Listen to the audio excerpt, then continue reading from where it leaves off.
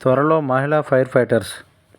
తెలంగాణ అగ్నిమాపక శాఖలో త్వరలో మహిళా ఫైర్ ఫైటర్స్ అందుబాటులోకి రానున్నారు.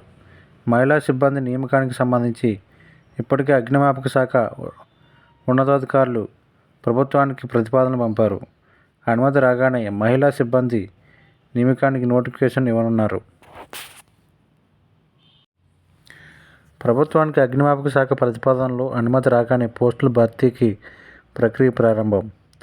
తెలంగాణ అగ్నిమాపక శాఖలో త్వరలో మహిళా ఫైర్ ఫైటర్స్ అందుబాటులోకి రానున్నారు. మహిళా సిబ్బంది నియామకానికి సంబంధించి ఇప్పటికే అగ్నిమాపక శాఖ ఉన్నతాధికారులు ప్రభుత్వానికి ప్రతిపాదన పంపారు.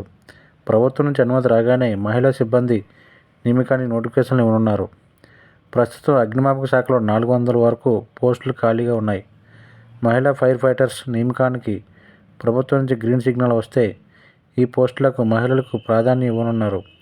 విధుల్లో ఉండే ఇబ్బందులను తట్టుకునేలా శారీరక దృఢత్వం, మానసిక సన్నద్ధత ఉంటే మహిళలు సైతం అగ్నిమాపక శాఖలోని రాణిస్తారని అధికారులు చెబుతున్నారు.